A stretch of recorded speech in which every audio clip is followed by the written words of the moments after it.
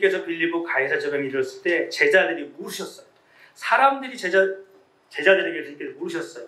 야 얘들아, 나를 도대체 사람들이 많은 사람들이 나를 따라다니는데 너희들은 그 사람들이 나를 누구라 하니까 물었어요. 사람들이 인자를 누구라 하느냐? 제자들이 대답했습니다.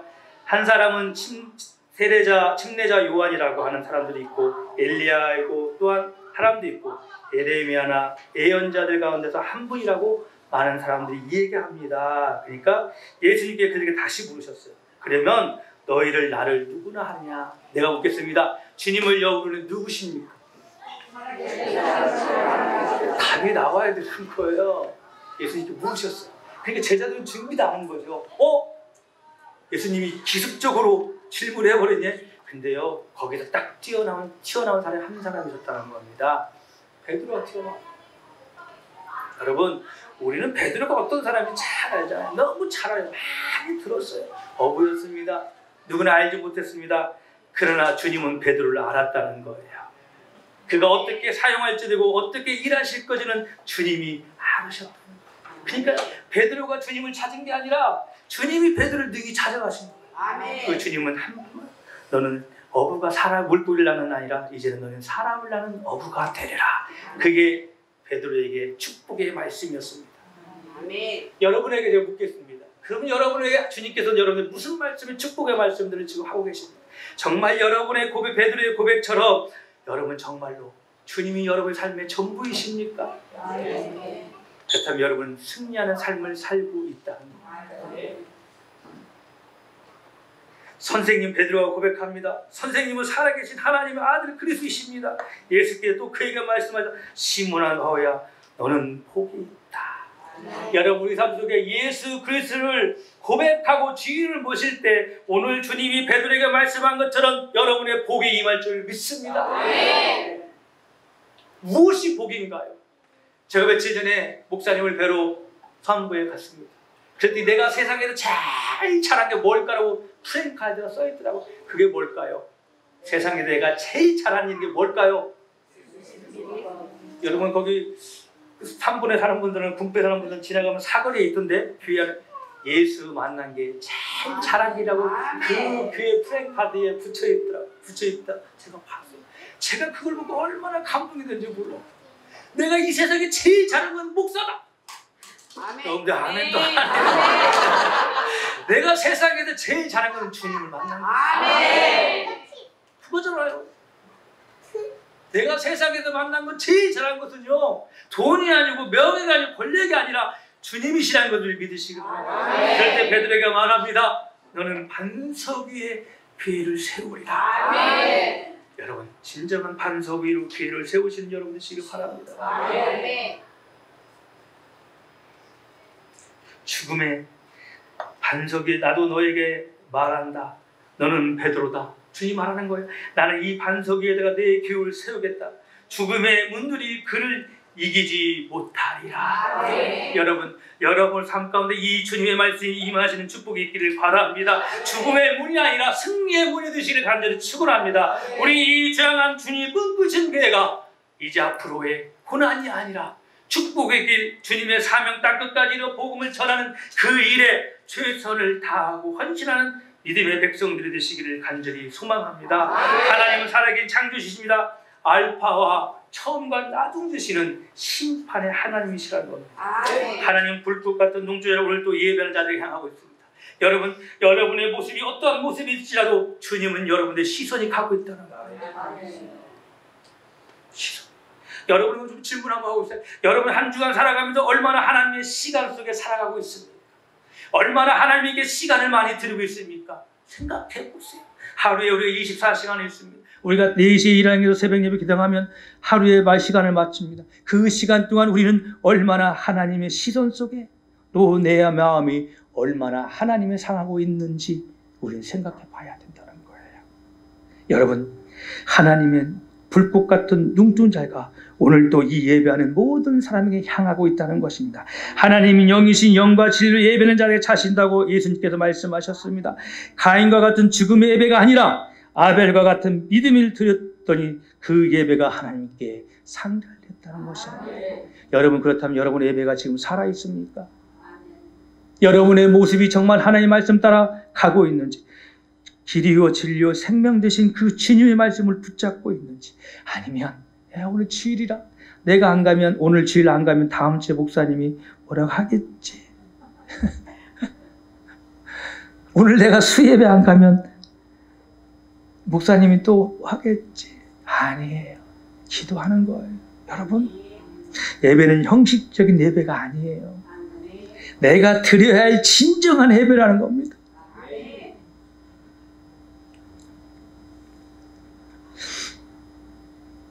우리가 만날 수 있는 가장 긴 시간은 내 삶을 들여서 예배하는 거예요. 아멘. 무엇이 필요해요? 물질이요? 하나님 물질을 원하실까요? 아니에요. 나의 삶의 예배가 되기 위해서 지금도 예배자를 찾고 있다는 거예요. 아멘. 지금도 하나님의 사랑을 찾고 있다는 거예요. 아멘. 여러분, 정말로 하나님의 사람들이 되시기를 간절히 소망합니다. 예수님은 바리새파이와 율법자들의 예배를 책망하기를, 이 백성이 입술로 하나님을 공경한다 하면 마음은 멀리 떠나 있을 거라고 말씀해 주고 있습니다. 마태복음 15장 8절 9절 말씀해 보니까 이거 나오나요? 한번 읽겠습니다. 시작. 백성이 나를 공경해도 마음은 나에게 멀리 떠나 있다. 그들은 사람의 훈계를 교리로 가르치며 나를 헛되이 예배한다. 여러분, 바리새인과 율법학자들은 자기의 성경을 너무 잘한다고 말씀합니다. 그러나 진정 그들에게는 하나님을 사랑하는 예배가 없었다는 거예요. 오로지 권력을 위해서, 한 자리를 위해서 그냥 그 율법을 지킬 수 있는, 형식적으로 지킬 수 있는 그들의 삶이었다는 것입니다. 어떻게 해요? 예배를 드리자니까 헛된 예배가 된다는 거예요. 마음이 없는 형식적인 예배가 아니라 하나님을 감동하시는 예배를 드리는 우리 모두가 되기를 주님의 이름으로 축복합니다. 예배할 때 영혼이 살아납니다. 예배할 때 교회가 살아납니다. 예배할 때 민족의 열방이 살아납니다. 예배할 때 이 땅이 아니라 이 죄악한 주님 꿈꾸신 교회가 살아난다는 것입니다. 그럼 내일부터 새벽 예배 나오세요. 새벽 예배 나오세요. 여러분, 1시간 걸리시는 분 손 들어보세요. 1시간, 교회 오는 1시간, 2시간, 3시간. 3시간은 없네요. 그럼 모시면 됩니다. 3시간은 제가 오지 말라고 할 것 같은데, 여러분, 이제 우리는 영적으로 이겨야 됩니다. 그리고 우리는 긍휼함을 얻어야 돼요. 긍휼함이 있어야 돼요. 제가 서론에서 말씀한 것처럼 저는 이렇게 예배가 여기는 변호사님이 저한테 겁을 줬거든요. 목사님, 때려도 맞으셔야 됩니다. 근데 우리 교회 성도님이 너무 순진한 것 같아요. 몸싸움은 있었지만 그래도 저는 그럽니다. 아직도 여러분들 사랑하고 저 밖에서 예배 드리신 것도 저는 저의 종이라고, 양이라고 생각합니다. 그 마음 변치 않아요. 그 마음 변치 않습니다. 그냥 생각과 방법이 틀리다는 거죠. 제가 우리 학교인들에게 항상 말한 게 그냥 하나님 편에 서서 일하면 하나님이 하신다. 아멘. 그런 거예요, 답이. 베드로도 다 버리고 주님 편에 서시니까 위대한 사도가 되잖아요. 아멘. 하나님 말씀을 전하잖아요. 그를 위해 쓰시잖아요. 왜 베드로가 그냥 쓰셨습니까? 주님 앞에 순종한 거예요. 그거 하나밖에 없어요. 그 순종함이 있었냐? 자기의 모든 것을 내려놨다는 겁니다. 여러분 아직도 지고 있는, 내가 주님께 가까이 가기에 방해하는 것들이 있다면 놓아야 축복이 임합니다. 내 것을 짚고 있으면 하나님이 절대로 축복이 없다는 사실을 기억하시기 바랍니다. 내 거가 있는데 어떻게 하나님이 두르시겠어요? 주님이 내 안에 있어야 돼, 주인이 돼야 되는데 내가 주님보다 더 주인이 돼야 되는 그런 마음이 있다면 어떻게 하나님께서 내 삶의 은혜와 긍휼함이 있겠습니까? 여러분, 우리가 음부의 권세를 이길 수 있는 것은 주님 말씀 붙잡고 성령의 충만으로 우리가 함께 되는 것이라는 사실을 믿으시기를 바랍니다. 교회는 하나님을 예배하는 공동체입니다. 교회를 통해서 하나님의 나라를 세우십니다. 예수님은 공생애의 사역이 마무리되어갈 때 제자들을 데리고 가이사 빌립보라는 곳에 갔어요. 가이사 빌립보에 가니까 갈릴리 북단에 있는 도시로 기원전 200년 전에 우리가 잘 아는 헤롯 왕이 로마 황제 아누쿠스로부터 이 도시를 선물을 받았습니다. 그 선물을 받은 데부터는 어떤 일이 일어나냐면 핍박이 일어나기 시작하는 거예요. 얼마나 이 베드로의 사람이 있을 때는 얼마나 주님의 복음을 전하는 거에 얼마나 힘들었던 고난의 시대였어요. 그런데 그들은요, 성령의 충만함을 받고 모든 것들을 주님께 맡기니까 하나님 주님께서 그들을 인도하시는 것을 볼 수 있습니다. 성령의 그들의 마음을 움직이는 것을 볼 수 있습니다. 어때요? 그러니까 죽으면 죽으리라는 믿음을 가지고 일을 행하잖아요. 그러한 믿음들이 우리 교회의 성도들에게 있기를 간절히 소망합니다. 여러분, 그들은 또한 이때는 어때요? 많은 이 우상을 숭배하게 되죠. 주님을 섬겨야 되고 하나님을 섬겨야 될 이스라엘 백성들이 우상을 섬기게 되고 위에 신전이 가득한 그곳에서 그들이 다른 길로 가는 것을 예수님은 보고 있었다는 것입니다. 예수님은 제자를 데리고 와서 질문을 하나 합니다. 사람들이 오늘 본문의 말씀에 본지가 나를 누구라 하냐?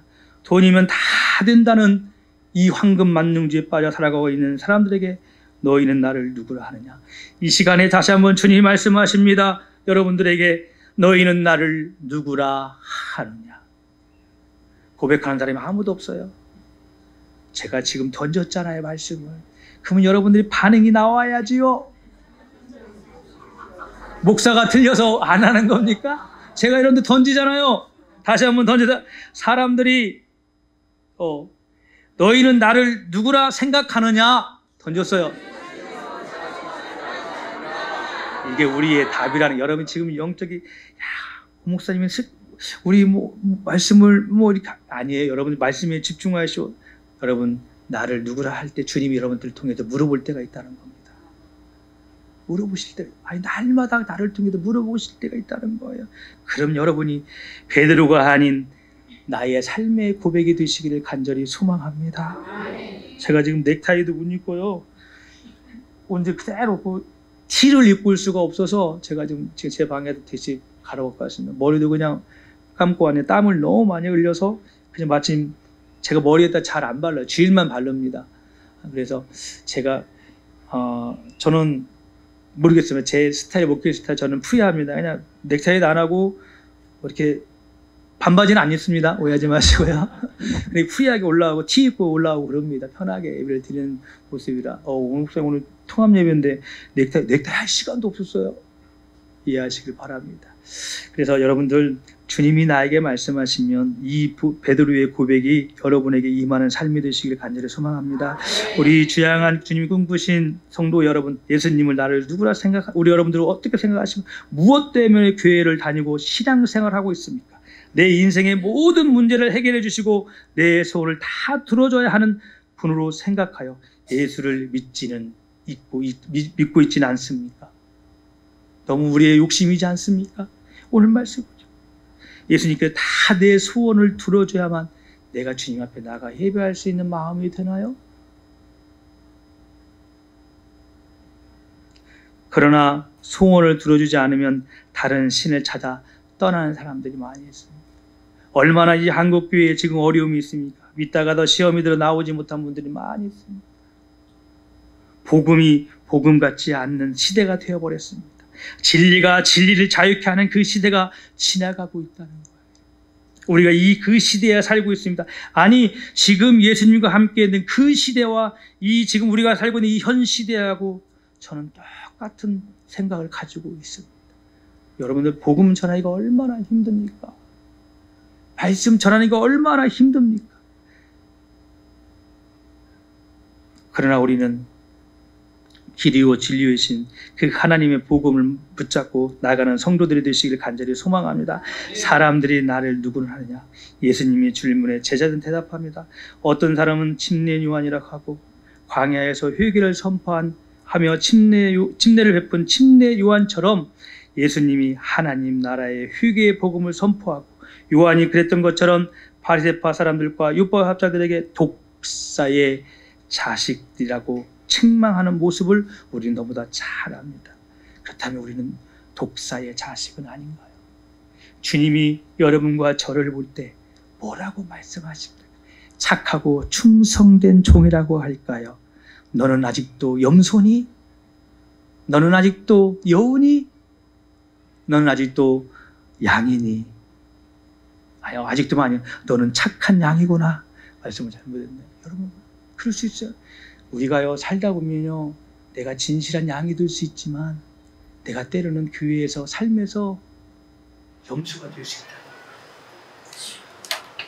여러분의 삶에서 우리는 염소 같은 신앙, 여우 같은 신앙을 가지고 있지는 않은지 우리 생각해 봐야 된다는 것입니다. 예수님께 행하신 능력, 죽은 자를 살리시고 오병이의 기적을 일으키시고 눈먼 자를 눈뜨게 하시며 귀신을 쫓아내시는 능력을 행하시니까 그 행하던 400년 전 말라기 선지자가 예언한 엘리야 선지자가 아닐까 하는 사람들도 생각했다는 거예요. 다른 사람들은 엘리야 선지자처럼 생각했어요. 그러나 주님은 선지자가 아니라 우리를 구원자이심을 구원하기 위해서 이 땅에 오셨다는 것입니다. 네. 다른 생각과 틀려요. 어떤 사람은 침례와 엘리야라고 생각했지만 주님은 그 생각들을 다 깨고 우리의 모든 죄를 위해 십자가를 지기 위해서 우리의 구원하기 인류의 모든 죄인들을 구원하기 위해서 아끼지 아니하시는 하나님의 사랑이 우리에게 있었다는 것입니다. 또 어떤 사람이 이스라엘 멸망을 바라보며 하나님의 심판이 임하면을 선포하며 눈물로 회개를 호소했던 에레미야라고 말한 사람도 있습니다. 이런 자 중에 한 사람이 아닐까 하는 사람들도 있었습니다. 사람들은 예수님이 전한 말씀과 행하시는 기적을 봤을 때 보통 사람은 아니고 하나님께서 보내신 특별한 예언자라고 생각했다는 것입니다. 인간을 향한 최대의 천사로 예언자라고 했지만 가이사라 빌립보 사람들에게 있어서는 신은 로마 황제였다는 것입니다. 주님이 그들을 구원하고자 오신 것은 그들에게는 목적이 아니었어요. 아니 알려고 하지도 않았어요. 그냥 로마의 신, 로마의 황제만을 섬기고 있었다는 거예요. 왜요? 그 당시에는 이 황제의 말이 법이었으니까. 그 법을 어기게 되면 죽으니까 죽음을 지키기 위해서 그 하지 않아야 할 일들, 다시 오실 그 주님, 아니 새로 우리에게 오실 구원의 주님을 바라봐야 되는데 그 황제를 신으로 섬기는 이 어리석은 이스라엘 백성들, 종교의 지도자들, 지금은 어떻습니까? 우리도 이런 시대에 있는 종교의 지도자들이 주님 말씀 붙잡고 안고 선포하지 못하고 눈치를 보는 그런 사항들이 우리 강단에서 많이 일어나고 있다는 것입니다.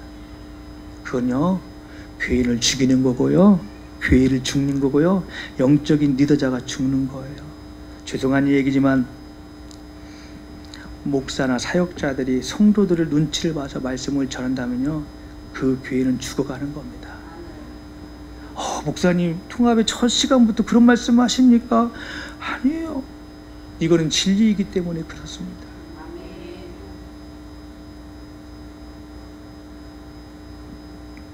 제가 처음 교회 와서 이런 말씀을 드렸습니다. 나는 여러분들에게 눈치 보며 설교하지 않겠습니다. 그랬더니 반응들이 어쩌든지는 모르지만 반응이 안 왔어요. 그렇습니다. 목회자는요, 하나님 보고 말씀 전하는 거예요. 인간들 보고 사람들을 보고요 말씀을 전하고 목회를 하잖아요. 그러면 그 교회는 건강한 교회가 될 수가 없어요. 우리 한국교회가 그렇게 만들었어요. 목회자들이. 장 목사님은 제가 설교를 자주 듣습니다. 제가 왜 장 목사님을 사랑하지 않은 겁니까? 당당하니까. 하나님 앞에서 당당하니까. 제가 사랑할 수밖에 없더라고. 제가 존경할 수밖에 없더라고. 왜? 저하고 코드가 맞으니까. 저도 그런 마음이에요. 여러분, 사역자가 이 짝의 종이 말하는 것도 여러분들 그냥 시험 들지 마십시오. 여러분들이 건강해야 돼요. 여러분을 만져야 돼요. 누가 맙니까? 주님께서 주신 말씀으로 여러분 만져야, 치료해야 되는 거지. 치료를 안 하면요 곪아요. 곪으면요 지저분합니다. 치료할 수 없어요. 그런 마음을 가지고 있기를 간절히 소망합니다. 여러분, 그 주님께서 베드로에게 찾아간 거예요. 제자들에게 찾아간 거예요. 그리고 가지고 있던 병들, 세상의 일들, 가지고 있던 그 험악한 일들을 주님이 가서 그들을 치료하는 거예요. 하나하나. 얼마나 주님이 그들이 변했지만 예수님께서 그들을 치료하기에는 얼마나 힘든지 몰라요. 말씀해 보니까 예수님께서 그냥 말씀하시니까 제자들이 따랐다고 하지만 그 하나하나 광경을 보세요. 과정을 보세요. 그 치료하기 위해서는 주님이 어떤 행동을 하셨냐면요, 십자가에 못 박히셨어요. 인간을 치료하기 위해서, 구원하기 위해서요, 주님이 십자가에 못 박혀 죽으셨다고요. 요한복음 19장 15절의 말씀에 보니까 그들을 외쳤다. 뭡니다? 있습니다. 말씀을 선포합니다. 시작. 없애버리십시오. 없애버리십시오. 그를 십자가에 못 박으시오. 빌라도에게 그들에게 말했다. 당신들은 왕이 십자가에 못 박았으므로. 대제사장이 대답하였다. 우리들에게는 황제밖에 없는 왕이 없습니다. 그러면 여러분의 왕은 누구이십니까? 이제 좀 되었어요. 여기 제가 하는 게 아니라요, 장 목사님 설교에서 여러분의 왕은 누구이십니까? 따라합니다. 예수 우리 왕. 예, 예수 우리 왕. 제가 제일 좋아하는 찬양, 이거 찬양은 잘 모르요. 가장 귀한 그 이름 예수. 여러분, 얼마나 가장 귀한 그 주님의 이름이 우리의 놀라움이 있습니까? 여러분의 왕은요, 목사가 아니에요, 장로가 아니에요, 권사가 아니에요, 주위에 갖고 있는 헌금이 아니에요. 우리의 왕, 이 땅에 우리 교회의 주인 되시는 왕은 누구냐? 바로 예수 그리스도의 한 분밖에 없음을 믿으시면 아멘. 예수님은 누구신지 알지 못하면 대제사장처럼 하나님의 아들을 십자가에 못 박는 범죄를 저지른다는 것입니다. 그렇다면 우리는 날마다 예수님을 십자가에 못 박히는 범죄자가 되지는 않고 있는지 또한 생각해 봐야 된다는 겁니다. 자신들이 하는 짓을 알지 못하는 것입니다. 종교인지 하나님을 믿는 사람들인지 알 수가 없다는 것입니다. 예수님은 제자들에게 다시 묻습니다. 그러면 너희를 나를 누구나 생각하느냐? 3년을 가장 가까이 예수님을 지켜보고 함께 지냈던 제자들은 무슨 생각을 가지고 예수님을 따르는지 묻은 거예요. 그렇다면 제가 한번 다시 묻습니다. 여러분, 예수님을 누구라 하십니까? 자신이 없어요. 자, 예수님은 지금 제자들이 3년 따라다닌 그 결과를 예수님께서 제자들에게 물으신 거예요. 그런데 여기 지금 10년, 20년, 40년, 평생을 모태부터 신앙당한 사람들이, 신앙인들이 있을 것입니다. 믿음의 사람들이 있을 것입니다. 그런데 제가 지금 물었잖아요. 예수님을 누구라 하시냐? 대답 못 하시잖아요. 제가 왜 이걸 질문하는지요? 베드로가 대답했습니다. 마태복음 16장 16절 말씀 한번 띄워주시기 바랍니다. 함께 합니다. 선포합니다. 시작. 예. 여러분의 인생에 주님 오실 그날까지, 아니 내가 주님 앞에 가는 날까지 이 고백이 여러분의 삶과 여러분의 가정에 임하는 축복이 있기를 간절히 소망합니다. 잊지 마십시오. 주님은 살아 계십니다. 함께 하십니다. 잊지 마십시오. 그리고 주님은 우리가 생각했던 하나님의 아들이심을 우리가 선포하며 나아갈 수 있는 믿음이 되시길 간절히 소망합니다. 예수님 이 고백을 들으시고 베드로를 축복합니다. 보세요. 예수님께서 어떻게 베드로를 축복하시는지 마태복음 16장 17절 말씀 드리겠습니다. 시작. 예수께서 우리에게 말씀하셨다. 이것을 알려주신 분은 하늘에 계신 내 아버지시라. 베드로에게 내가 한 게 아니라 나를 보내신 하나님의 아버지에 계신 아버지라는 거예요. 여러분 삶 속에 베드로가 복이 있는 이유는 예수님을 살아계신 하나님의 아들이라고 고백한 겁니다. 이런 고백이 있음을 통해서 여러분의 축복의 삶이 되시기를 간절히 소망합니다. 다른 사람들은 예수님을 사람인지 예언자인지 불렀지만 베드로는요, 하나님의 아들, 다시 말해서 구원하실 하나님이라고 고백하는 것을 볼 수 있습니다. 이 고백은요, 사람이 알려줘서 한 고백이 아니라 하나님 아버지께서 알려주신 것이라고 예수님은 말씀하고 있는 것을 볼 수 있습니다. 예수님을 하나님의 아들 그리스도라고 고백하는 것은 배워서 할 수 있는 것이 아닙니다. 배워서 하는 고백은 신앙의 위기 상황이 오면 부인하고 떠납니다. 우리에게 고난과 어려움이 오면요, 언제 내가 예수 믿는 사람이었을까라는 것을 놓고 다 떠난다는 겁니다. 그러나 하나님이 영이 우리에게 임하면 우리는 그 고난을 잡고 붙잡는 게 믿음의 사람이라는 것입니다. 이걸 놓고 떠나는 게 아니라 그 고난과 나에게 삶의 진동이 있고 그 진동을 내가 그냥 포기하는 게 아니라 그 진동을 이기시는 그 하나님을 바라보는 믿음이 우리 안에 있어야 될 줄 믿습니다. 여러분, 제가 말씀하셨죠. 제가 우리 성도들한테 그랬어요. 목사님 이제 통합이 되면 되겠네요. 아니요, 제가 그랬어요. 이제 시작이다. 이 기회를 통해서 우리들은 많은 신앙의 위기가 올 수도 있습니다. 그러나 여러분의 마음속에 이런 마음만 가졌으면 좋겠어요. 하나님은 살아계시다. 주님은 함께 하신다. 우리는 성령으로 충만함에 가면 된다. 여러분, 그리고 한 가지 더 기도하는 우리 주양한 주님이 꿈꾸신 기회가 성도들이 다 되시길 주님의 이름으로 축원합니다. 고린도서 12장 3절 말씀에 보니까 함께 합니다. 시작.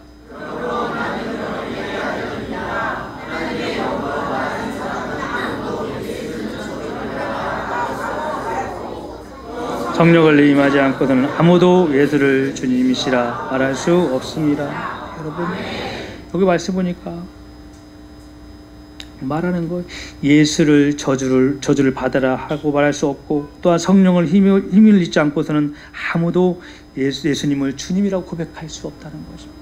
떨어질 수 없는 관계, 말씀의 관계, 성령과의 관계, 기도의 관계가 우리 안에 세워질 때 우리는 진정한 하나님의 영적인 사람이 될 수 있다는 사실입니다.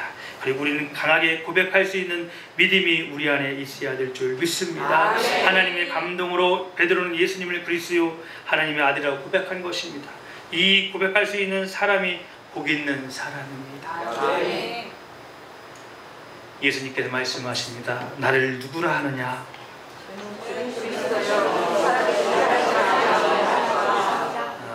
하신 분들은 100배를 축복받으시고 놓치신 분들은 99% 축복받으시기 바랍니다. 여러분, 항상 준비되어 있어야 돼요. 내가 군대 가면요, 우리 아들 다음 주 화요일에 군대 갑니다. 나중에 군대 가면 딱 치면요 관등성명이 나오잖아요. 주님이 딱 말씀 던지면 여러분 이 고백이 나와야 돼요. 근데 멈칫하잖아요. 왜 그런지 아세요? 내 마음에 자신이 없으니까. 우리 마음에 주님이 정말 나에게 살아계신 주님일까? 라고 자신감이 없으니까 내가 고백하는 거예요. 그렇다면 여러분들 세상에 가서, 이건 여기는 장 목사님 내용이 아니라 세상에 가서 우리는 얼마나 그리스도를 자랑하고 있는지, 나를 통해서 예수 향기가 나고 있는지 한번 생각해 봐야 된다는 거예요. 한 주간 제가 숙제를 내주겠습니다. 나를 통해서 얼마나 내 삶 속에서 예수 그리스도의 향기를 나는 뿌리고 있는지, 아니면 그보다 못한 고약한 냄새를 나를 통해서 품어가고 있지 않은지 한번 한 주간 생활 한번 해보세요. 여러분, 한 주간도 베드로의 고백이 여러분의 고백이 되고 여러분의 고백에 통하여서 하나님의 임하시는 축복이 있기를 간절히 소망합니다.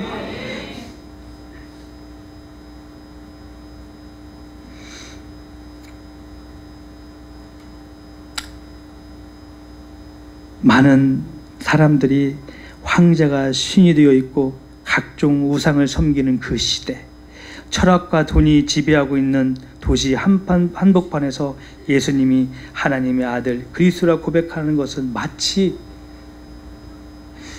북한 평양 김일성 광장에서 예수만이 구원자라고 외치는 것과 같다라고 하는 것입니다. 그만큼 복음을 외칠 수가 없던 시대예요. 여러분, 목숨 열지 않고서는 일칠 수 없는 고백입니다. 예수는 그리스도시요 살아계신 하나님의 아들. 지금 당시가 아니라 황제가 잡고 있는 그 로마의 시대, 한마디만 예수라는 이름만 꺼내면 어떤 일이 닥쳐올지 모르는 그 상황에서도 베드로는 능히 고백하는 거예요. 주는 그리스도 살아계신 하나님의 아들이라. 베드로 혼자 있었습니까? 이거는요, 이렇게 볼 수 있어요. 많은 믿음의 사람이 있지만 진리 안에 서 있는 사람이 있고 아직도 진리 안에 헤매는 사람이 있기 때문에 주님이 그리스도인 것을 고백하는 것. 베드로만 있는 사람이 아니었잖아요. 아멘. 베드로에게 예수님께서 질문하셨지만 그 질문은 그곳에 있는 제자들도 들었을 거예요. 그렇다면 그 옆에 있는 제자들은 무슨 고백을 하고 있었을까? 여러분같이 잠깐 망설이는 고백을 하고 있지 않았어요. 아니, 아마 멈췄을 거예요. 베드로의 고백이 희한했을 거예요. 야, 저 무식한 어부가 어떻게 저 고백이 있었을까? 아니에요. 그게 베드로의 마음이었고 고백이었다.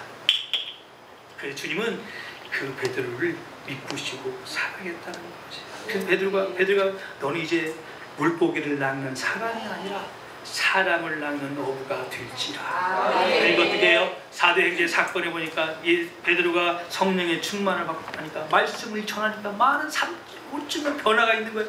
주님의 그 말씀의 선포에 베드로에게 임하니까 베드로의 삶 속에서 그 말씀이 나타나는 거예요. 왜요? 베드로가 고백하니까 그 말씀이 그 베드로의 삶에 임하는 거예요. 그리고 어떻게 돼요? 베드로를 하나님께서 쓰시잖아요. 주님께 쓰시잖아요. 그리고 많은 사람들이 주님 앞에 돌아오는 일들을 감당하는 것을 볼 수 있습니다. 예수님은 이 신앙 고백 위에 주님의 교회를 세우시겠다고 말씀하시고 계십니다. 그렇다면 여러분의 믿음 속에 정말 여러분의 삶 속에 예수님이 말씀하신 것처럼 믿음의 반석을 세워가고 있는지 우리 또한 돌아봐야 된다는 것입니다. 우리는 얼마나 믿음에 흩어지지 않는 반석, 우리는 때로는 모래 위에 집을 짓고 있지는 않습니까? 모래 위에 우리는 많은 시간들을 투자하고 있지는 않습니까? 그러나 모래는요, 여러분들 바닷가 가보시죠. 우리가 아무리 거기다 러브라고 써도 물이 한번 딱 오면 그 러브가 어디 갔어요? 없어요. 없잖아요. 여기 가보세요. 그 러브가 있습니까? 없더라고요. 그거예요. 모래 위에 치면 아무런. 그러나요, 우리가 하나님한테 그 사랑을 이야기하고 고백하면요, 그 사랑의 고백이 누구한테 온다고요? 남에게 가는 게 아니라요, 나에게 그 사랑의 고백이, 주님의 대한 고백이 나에게 와서 나를 통해서 가는 거예요.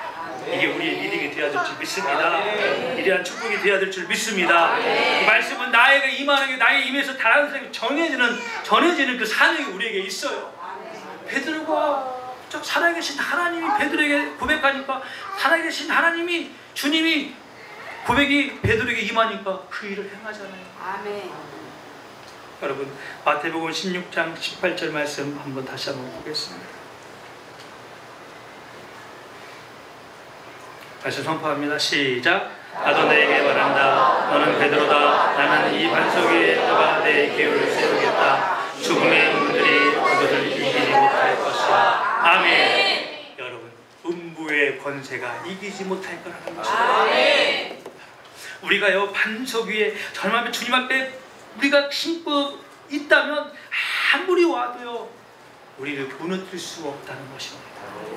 이러한 믿음을 가지시기를 바랍니다. 정말 주님이 여러분을 통해서 믿음의 반석 위를 세울 수 있는 우리 주양한 주님이 꿈꾸신 교회가 되기를 간절히 축원합니다. 우리는 신앙의 고백은 예수님만이 우리의 구원할 왕이시라는 것을 고백하시는 삶이 되시기를 바랍니다. 백성은 왕에게 복종하는 것입니다. 왕이 되신 예수님이 적으로부터 백성을 지키기 때문입니다. 신앙 고백 위에 교회의 공동체가 세워지고 그 교회의 지은 내가 아니라 주님이시라는 것입니다. 아멘. 우리가 잘못하면 생각하는 거 있어요. 교회는요, 우리가 아니에요. 주인이 아니에요. 이 교회는요, 주님의 핏값으로 세우셔서 우리를 통해서 이 교회를 세우신 거예요. 주님이 주인이시고 왕이라는 거예요. 그럼 우리는 잘못 돌아가고 있지는 않습니다. 내가 왕이 되려고 하지 않습니까?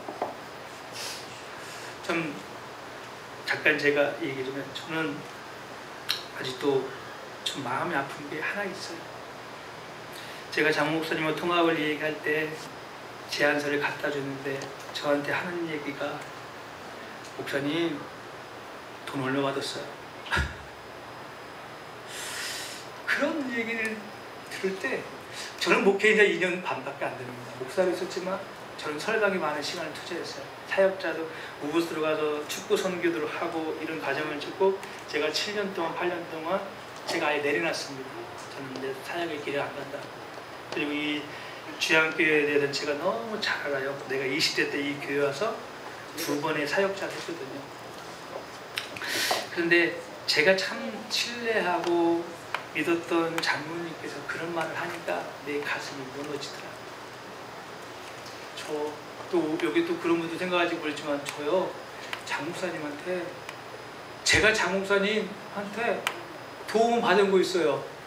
그 도움이 언제예요? 기도했어요. 아멘. 그리고 제가 장 목사님이 줄 수 있는 건 뭐냐? 설빙이 오면 빙수밖에 없었어요. 그거밖에 없었어요. 그런데 아무리 종이 부족하지만 그 금전적인 문제 가지고 종을 건드리는 건 안 되는 거라고 저는 생각을 해요. 여러분, 이 연합에는 오직 하나님이 개입하셔서 연합하는 거, 통합하는 겁니다. 아멘. 물질적인 건 제가 제일 싫어. 교회? 만약에 제가 이 교회를 두고 부사역자가 들어오잖아요. 부사역자가 부담이 있습니다. 왜 그러냐면 내가 이 교회를 그만두면 내가 책임질 수 있는 마음이 있거든요. 저는 그래서 목회를 안 내려놓은 거예요. 제가 그걸 봤거든요. 제가 존경하고 사랑했던 목사님이 교회를 바꾸면서 죄송한데 해야 돼요. 감추면 안 돼요. 바꾼 거예요. 돈을 주고. 나중에 보니까 제가 거기서 실망을 한 거예요. 야, 하나님의 교회가 목사님들 바꾸면서 돈 거래게 했다? 이건 진정한 진리 성경 말씀이 아닌데? 라고 해서 제가 굉장히 실망했어요. 저의 모든 믿음의 모델이 됐던 분이었어요.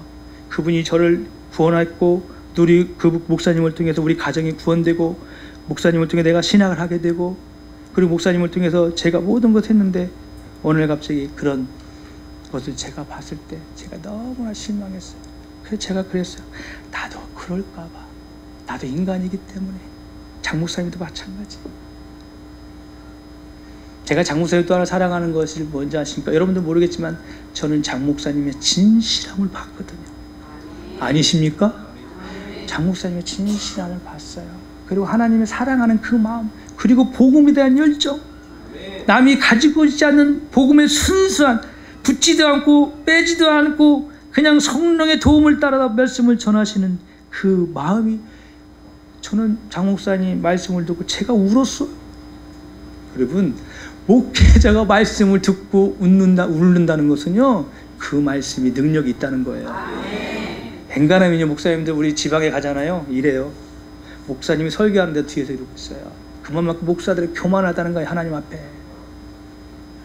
그런데요, 제가 장 목사님을 볼 때는 너무나 하나님 앞에 말씀에 진실하다는 거야.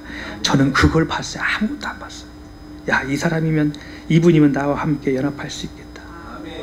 나와 함께 통합해서 이 교회를 살릴 수 있겠다. 근데 저분들은 지금 내가 1년만 하고 목회를 그만두면, 제가 장 목사님 웃으면서 그랬습니다. 장 목사님, 우리 이 교회에 땅 팝시다. 또 왜 땅 파니까 우리 땅으로 들어가 아니라 이 지하를 파자는 겁니다. 여러분, 그런 믿음이 있으십니까? 그런 소망과 기대를 가지고 기도하십시오. 이제 우리 교회가 이 가양동이 아닌, 이 방화동이 아닌 이 한국교회, 정말 열방으로 네트워크를 뻗어가는 그, 지금도 그 교회가 아직도 멈춘 게 아니라 지금도 시작하고 있다는 겁니다. 여러분, 두 교회가 합쳐져서 끝나는 게 아니에요. 사역은 함께 가는 겁니다. 그리고 우리는 그 함께 순종하고 가는 겁니다. 여기 다 찍어놨어요. 지금 여기서 교회 안 나오신 분들은 제가 집에 다 찾아갈 거예요. 그래서 다 데려올 겁니다. 여러분, 떠나지 마시라는 얘기예요. 여러분, 보셨죠? 저분들은 제가 어떻게 해서라도, 저분도 저 사랑해요. 내가, 어떤 분은 제가 상석에 있을 때는 형님, 형수라고 하는 분도 있어요. 솔직히 마음이 아파요. 그러나 제가 할 수 있는 건 이거더라고요. 기도밖에 없더라고요. 기도밖에. 여러분, 기도하시길 바랍니다. 교회는요, 교회의 주인은 목사도 아니고 장로도 아니고 교인들도 아닙니다. 그저 우리는 주님의 몸된 교회를 섬기는 사람뿐이라는 겁니다. 헌금을 많이 해서요? 아니에요. 교회를 오래 다녀서요? 아니에요. 목소리 큰 사람이에요? 아니에요. 교회의 주인은 다른 사람입니다. 오직 예수님 한 분이시다. 믿으십니까? 정말로 고백했어요. 나중에 저와 장 목사님 아빠 오셔가지고, 목사님이 뭔데? 하면 여러분 이건 지금 거짓말이 되는 거예요. 여러분 그만큼 내 마음 가운데 주님의 주인은 주님이시라는 것을 믿으시라는 거예요. 흔들리지 마시라는 겁니다. 그리스도인들은 하나님의 나라를 세우기 위하여 예수님의 핏값으로 세우신 교회를 몸과 마음으로 물질을 다하여 섬기는 일에 우리는 최선을 다해야 된다는 것입니다. 교회의 감독인 목사를 세우신 이유는요, 주님의 교회를 잘 돌보라고 세웠습니다. 사도행전 20장 28절 한번 띄워주시겠습니다. 있나요? 한번 말씀을 선포합니다. 시작.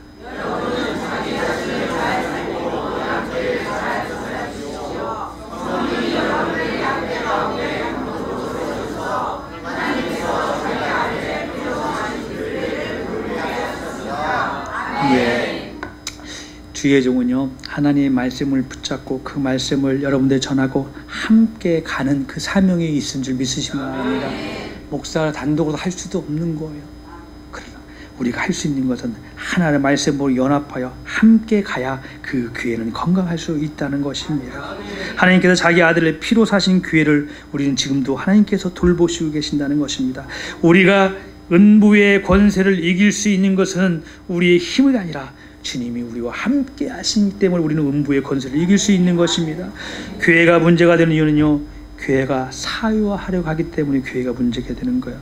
개척 같다는 이유로, 헌금한다는 이유로, 교회를 오래 다녔다는 이유로 주님의 교회를 자기 마음대로 하려고 합니다. 우리가 오늘 모인 이 이유는 하나님을 예배하고 하나님의 나라를 세우기 위함인 줄 믿으시길 바랍니다. 우리는 여기서 나의 모든 걸 채우는 게 아니라 예배를 통해서 하나님 나라를 세우기 위해서 이 자리에 모였습니다. 우리가 모여서 연합 동합을 하는 것은 우리가 하나 되어서 이 교회를 하나님 아름답게 세우기 위해서 우리는 모였다는 것입니다. 이게 우리는 이 교회가 물질로서 우리가 하는 게 아니라 오직 하나님의 살아계심을 이 교회를 통하여 또한 우리의 성도들을 통하여 나가기를 원하고 계신다는 것입니다. 여러분, 이게 잃어버린 영혼을 찾을 수 있는 것은 우리의 사명입니다. 주님은 마지막 재림때를 준비하기 위함입니다. 이 사명을 감당하라고 저와 여러분 교회를 불러주셨다는 것입니다. 또 한 가지 또 있다면 우리는 또 주님께서 교회를 살리기 위해서 우리에게 통합이라는 사명을 주셨다는 것입니다. 하나님은 여러분의 받은 모든 땅이, 밟은 모든 땅이 하나님을 예배하기를 원하신다는 것입니다. 여러분, 예수님이 주인 되신 교회를 음부의 권세가 이기지 못한다는 겁니다. 믿으십니까? 아무리 누가 와도, 우리의 세상의 권력자가 와도 이 교회는 무너질 수가 없어요. 무너뜨릴 수도 없습니다. 지금 교회가 많은 핍박을 받고 있습니다. 여러분, 하나님은 살아계십니다. 교회는 다시 한번 일어날 겁니다. 그러나 우리는 깨어 기도해야 될 줄 믿습니다. 우리는 그냥 잠잠히 음부의 권세가 하는 대로 그냥 앉아서 주저앉아서 삶을 보내는 게 아니라 그것을 깨지고 일어나는 게 우리의 믿음이라는 사실을 믿으시길 바랍니다. 주는 그리스도 살아계신 하나님의 아들. 여러분들 오늘부터 저도 하겠습니다. 그 식탁에 있는 분들은 냉장고에 있는 한번 고백을, 나를 누구라 하느냐. 그럼 여러분 고백이 여러분 사서 한번 붙여놓고 한번 일주일 동안 생활해 보시오. 하나님께서 얼마나 역사하시는지. 여러분, 이러한 신앙 고백이 여러분의 믿음의 삶이 되시기를 바랍니다. 하나님은 여러분에게 천국 열쇠를 주셨다는 것입니다. 여러분이 기도하며 하늘에 열리고 이 땅에 닫힐 것입니다. 음부의 권세가 결코 여러분을 이기지 못합니다. 반드시 승리합니다. 길이요 진리요 생명 되신 예수님이 답이라는 것입니다. 믿으십니까? 그럼 우리 한번 우리 장영석 목사님이 잘하는 거 한번 외쳐보겠습니다. 다음에 시작! 예수가 답이다. 할렐루야. 내가 조금 잘 알죠? 제가 목사님 유튜브를 자주 보거든요. 여러분, 그런 것 같아요. 우리의 답은 돈이 아닌 것 같아요. 아직도 돈입니까? 여러분, 지금 예수가 답이라고 했는데 틀리잖아요, 고백이. 여러분, 돈이 우리의 답이 아닙니다. 권력과 출세가 우리의 답이 아니에요. 우리의 답은 예수 한 분밖에 없음을 믿으시기 바랍니다. 하나님께서 기도하시는 교회, 기뻐하시는 교회, 하나님의 말씀이 살아 역사하시는 교회, 다시 부흥을 일으키는 교회로 세우기 예수님의 이름으로 축복합니다. 여러분, 이제 시작입니다. 제가 아까 서론에서 말씀하셨죠? 하나님의 시선 어디 있다고요? 이 주양한 주님의 꿈꾸신 교회. 여러분, 교회가요, 제가 교회 이름을 다 찾아봤거든요. 근데 저희 교회가 교회 이름이 제일 길어요. 19자. 19자라 뭐라면 기독교 한국 침례교회 제가 직인을 팠거든요. 그래도 도장 바로 갔는데 놀래는 거예요. 뭐 이렇게 교회가 깁니까? 길어야 좋습니다. 그랬어요. 19자더라고요. 여러분, 이제요, 주양한 주님이 꿈꾸신 교회가 하나님의 역사와 우리의 소망이 있는 줄 믿습니다. 믿으시면 아멘. 다시 한번 말씀드리지만 하나님의 시선이 우리 교회와 여러분의 삶과 세상의 시선도 지금 우리의 교회에 왔다는 것입니다. 저 모습이 지금 1달 반 동안, 1달, 2달 됐네요. 그래서 제가 너무 감사한 것은 통합을 하기 위해서 기도했던 우리 주양한 주님의 꿈꾸신 교회 성도분도 있었고, 또 우리 주님의 꿈꾸신 교회가 영상을 보니까 오성규 목사님을 위해서 기도하고 교인들을 위해서 많이 기도하시더라고요. 제가 함께 할 수 있는 것은 가지는 못했지만 이런 것 같아요. 그 예배를 통해서 제가 은혜를 받을 수 있었다는 게 너무나 감사했어요. 아멘. 여러분들, 오늘 말씀처럼 베드로의 고백이 음보의 권세를 이길 수 있는 믿음의 능력자들이 되시길 바랍니다. 아멘. 이 시간 우리 임재라는 찬양이 있는데 제가 제일 노래 찬양으로 좀 바뀌었어요. 예수 가장 귀한 그 이름 찬양 한번 하겠습니다. 우리 상현 선생님, 원래 예수 가장 귀한, 제가 갑자기 바꿨어요. 나오네요. 찬양합니다.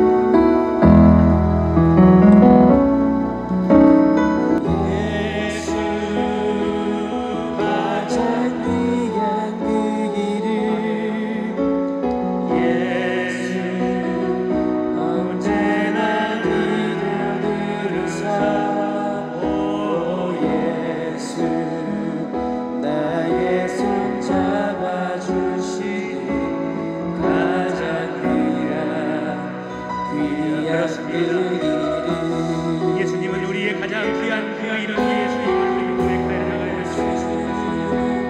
가장 귀한 그 이름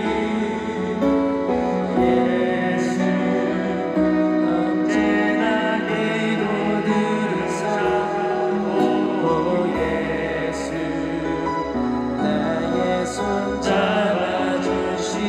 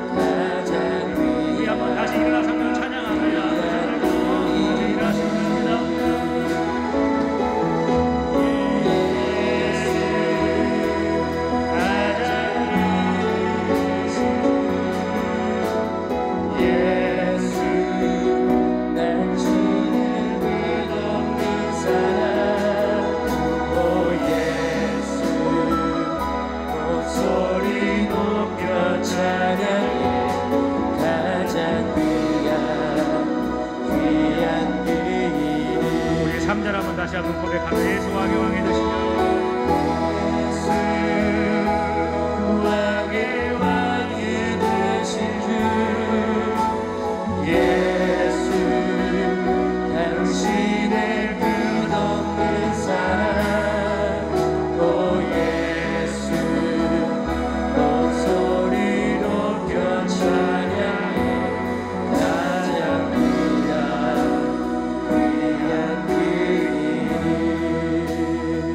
인자와 진리를 저버리지 말고 그것을 목에 걸고 다니며 너의 마음속에 깊이 새겨라고 말씀처럼 하나님이 우리가 이 말씀을 내 마음속에 깊이 새김을 통하여 음부의 권세를 이기는 우리의 삶이 되게 하여 주시옵소서.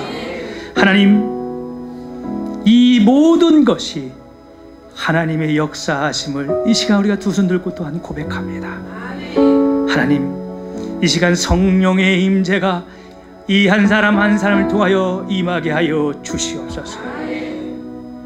지금은 우리 주 예수 그리스도의 은혜와 하나님의 사랑하심과 교통 역사하심이 이제는 음부의 권세를 이길 수 있는 능력들이 우리에게 임하시고 가정과 직장과 자녀 위에 영원토록 함께 하시기를 간절히 축원하옵나이다. 아멘.